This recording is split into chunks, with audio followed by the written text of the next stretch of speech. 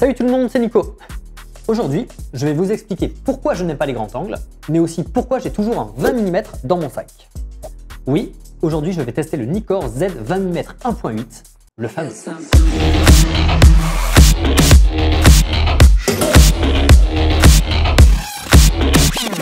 Alors, pourquoi un 20 mm?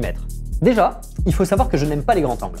J'ai beau avoir un 14-24, un 24-70 et... attendez, je crois que... Ouais. J'ai même le 24 mm Probe Laowa. Ouais, celui qui ressemble à... vous savez quoi. Bon, malgré tout ça, je n'aime pas les grands angles, je n'aime pas les utiliser. Qu'est-ce que je n'aime pas avec les grands angles? Bon, déjà, avec eux, on voit absolument tout ce qui se passe autour de votre sujet. On ne peut rien leur cacher. L'angle de vue est tellement grand que, je sais pas moi, si un lama passe dans votre cadre, on le verra. Il n'écrase pas les perspectives. Avec eux, tout a l'air petit. Vous êtes en face d'une putain de montagne, elle est toute petite à l'écran. Vous voulez shooter votre pote trop viril? Putain, mais on a l'impression qu'il a 8 ans et demi ou qu'il est complètement débile. Ils rendent le monde moins grand et moins testostéroné, et ça, j'en suis vraiment pas fan. Il y a pourtant un cas de figure dans lequel j'aime les grands angles, c'est la vidéo outrancière. Rien de mieux qu'une courte focale pour donner un côté America fucké à votre plan. Ou alors donner l'impression que vous shootez un clip de rock adolescent des années 2000. En fait, j'aime bien les 20 mm pour 3 raisons. 1. Ils sont petits et légers, parfaits pour une utilisation sur un Ronin. 2.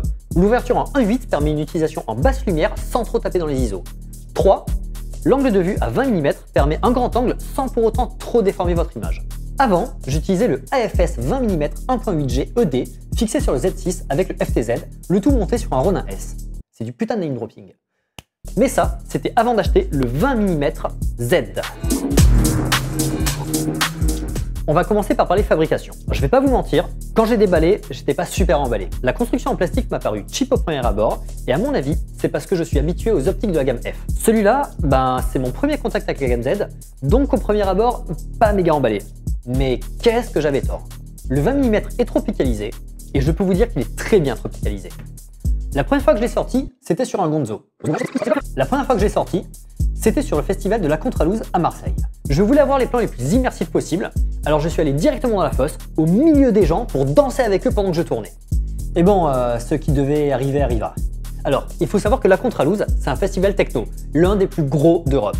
Et qui dit techno, dit substance qui atténue vos réflexes, boisson enivrante et personnes qui bougent de manière anarchique. Ouais, à la première utilisation, un gars a vidé sa pinte de bière sur mon objet. Bon, je pense pas qu'il ait fait exprès, je lui en veux pas. Mais bon, le résultat est le même. J'avais de la bière plein mon t-shirt et plein mon matos. Eh bien, figurez-vous que, mis à part une légère trace que je n'arrive pas à enlever, promis c'est de la bière, il n'a rien.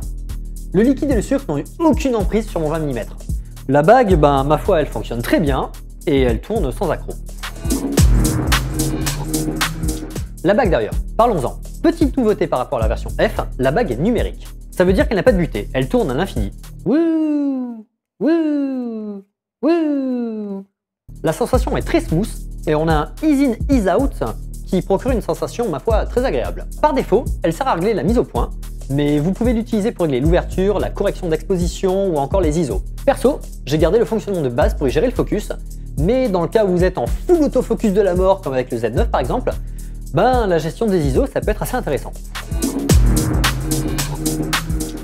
Bon, sinon, le pare-soleil, c'est pas la folie.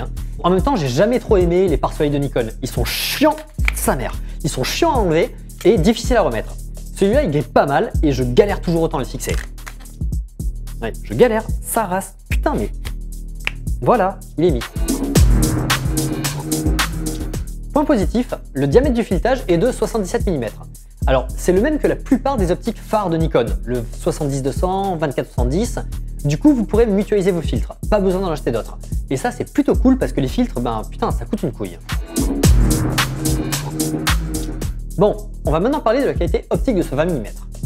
Donc, il est composé de 14 éléments répartis en 11 groupes. On a 3 lentilles ED pour Extra Low Dispersion, qui vont réduire les aberrations chromatiques, et 3 lentilles asphériques qui vont améliorer la qualité optique des bords de notre image. Comme toutes les optiques de la gamme S-Line, on a droit à un revêtement en nanocristal qui va réduire les flares. Bon, c'est bien beau tout ça, mais perso, j'y comprends rien. Concrètement, qu'est-ce que ça veut dire? Écoutez, ça veut dire que ce 20 mm 1.8 Nikkor Z, c'est une petite tuerie. Regardez ce plan. J'étais à 1 mètre de la moto et j'ai quand même réussi à filmer les deux mécanos sans que les déformations ne soient trop violentes. Alors comment c'est possible ça? Les déformations sont liées au diamètre de la monture. Avec la monture F, on avait un diamètre de 44 mm contre 55 mm sur la monture Z. Ajoutez à ça que le capteur se trouve plus proche de la lentille arrière, et vous n'avez pratiquement plus de déformation. Du coup, cet objectif est parfait pour contextualiser votre sujet dans un environnement ouvert. C'est par exemple lui que j'ai utilisé pour la vidéo du test du Nikon Z9. Niveau piqué, on est bon sans être ouf. Il est tout à fait acceptable, mais on reste moins bon qu'une optique F de la gamme dorée. Bon, après, j'utilise beaucoup cet objet en vidéo, donc en faible résolution, parce que oui, la 4K, c'est pas la folie en nombre de pixels. Donc au final, le manque de piqué ne me dérange pas trop. Au niveau du vignettage, on va pas se leurrer, à 1.8, on en a. À partir de F4, il commence à disparaître, mais honnêtement, si vous shootez en RAW, tous les logiciels de post-traitement le retirent assez facilement, donc pour moi, c'est même pas un sujet. Même si Nikon communique énormément sur le peu de focus breathing de leur optique, il y en a quand même un peu. Comme vous pouvez le voir ici, c'est pas dramatique, et en still life ou en extérieur, c'est complètement utilisable. Mais on n'est pas non plus sur une optique ciné. Dernier point qui me semble important, la stab. Alors sur le Z6 avec l'Ibis, c'est juste de la folie furieuse aux petits oignons frits. Sur des mouvements assez courts, vous pouvez carrément vous passer d'une gimbal tellement c'est stable.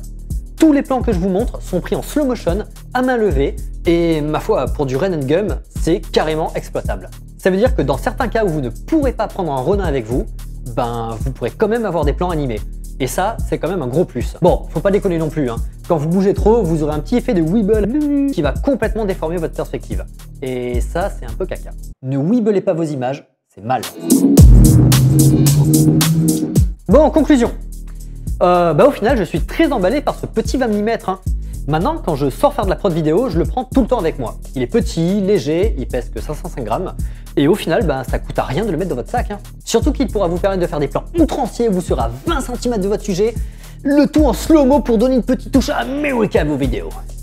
Oh, je prends la voix de Stallone. Ouais. Faut que je boive. Bref, achetez-le, il ne coûte que 1000 balles et faites des vidéos, bordel. C'était Nico, prenez soin de vous, mangez des pâtes et on se revoit bientôt pour une nouvelle vidéo. J'espère. Sûrement. Oui, je pense.